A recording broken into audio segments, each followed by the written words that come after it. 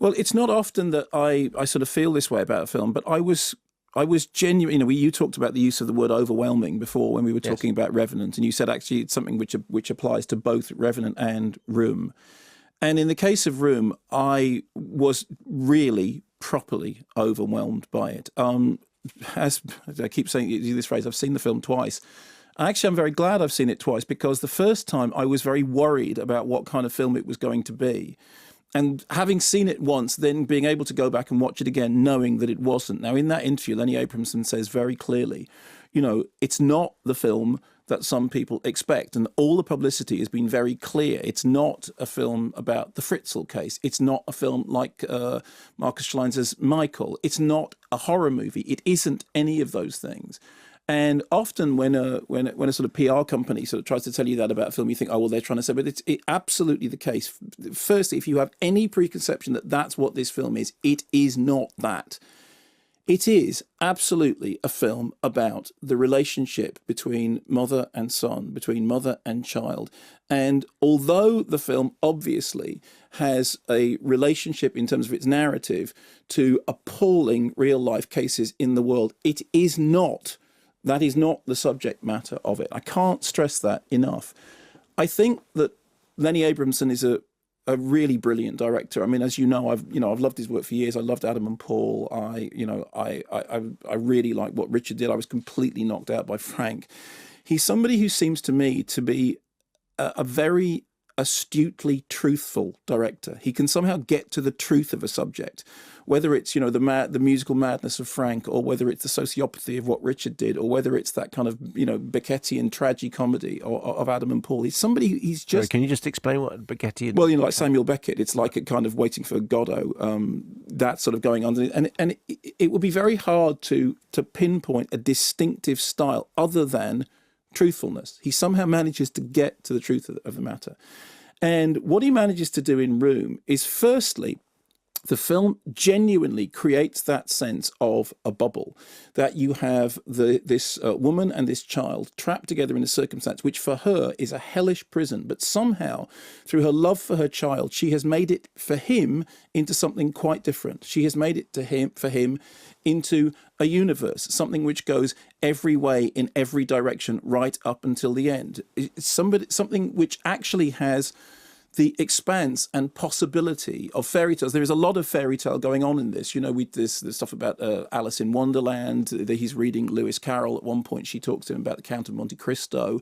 There are, in the later stages of the film, baying packs, which I think, again, is a sort of fairy tale reference. And all that stuff is going on. It's not just to do with the power of imagination transcending awful reality. It is to do with the idea that this kind of bubble of love that she has created around the child has actually made the child's world into this thing. And now, one of the things you could have done if you were making this film is to go, well, in that case, let's use all this CGI. Let's go sort of Lovely Bones way. Let's go the way that Peter Jackson did in Lovely Bones. Let's kind of visualize, the imagination up through the sky. The film doesn't do that. What the film does is it trusts its two central characters, Brie Larson and Jacob Tremblay, both of whom I think are quite perfect in their roles.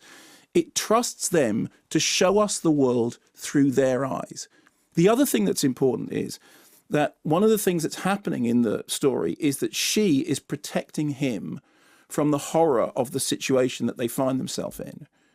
And the film, in many ways, protects us in the same way, not by being sort of dewy-eyed or sentimental, but rather with the steely glare of something which is not going to resort to exploitation. And again, that's something else that you need to know about it. It is not an exploitative film. Again, as he was talking about in the interview, it is not a film which is in any way interested in exploiting that situation. What it is in fact doing is somehow getting under the skin of this relationship in a way which is so profound, which is so well judged, that you come out of it with all those adjectives: uplifting, life-affirming, profoundly humane.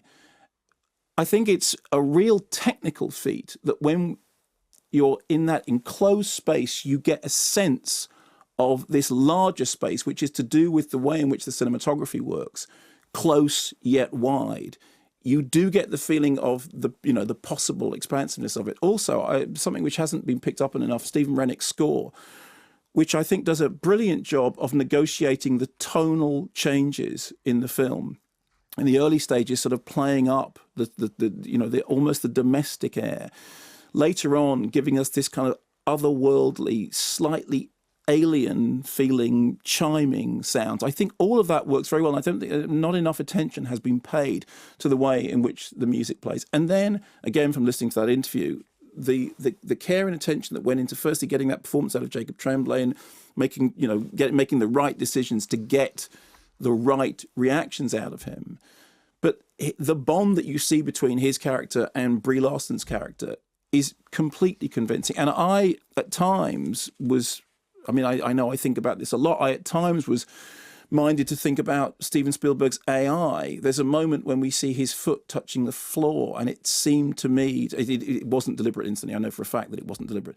But it seemed to me to echo a scene from AI, which again is another film about a mother and child bond, which again has that thing about Pinocchio in the background and the desire to become a real boy.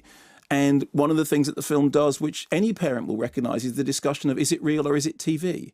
Is it for real or is it make-believe? That, the clip that you played at the beginning of that, when she's explaining to him that there is a whole world outside of this world that he knows, because up until now she hasn't told him about it, but now that he's 5, she is, because she's saying, we have to get out into the world. And that thing about, and he's saying, one of the reactions when she starts telling him about the world, he says, liar, liar, pants on fire. It's that discussion about what's real, what's unreal, what's fiction, what's truth. And I think the movie deals with all of those things, but it doesn't deal with it in a way that feels like it's ladling it on or somehow hiding behind something. It does it in a way which is completely natural, completely believable. I mean, I really thought it was something else. I thought it was genuinely overwhelming and profoundly moving.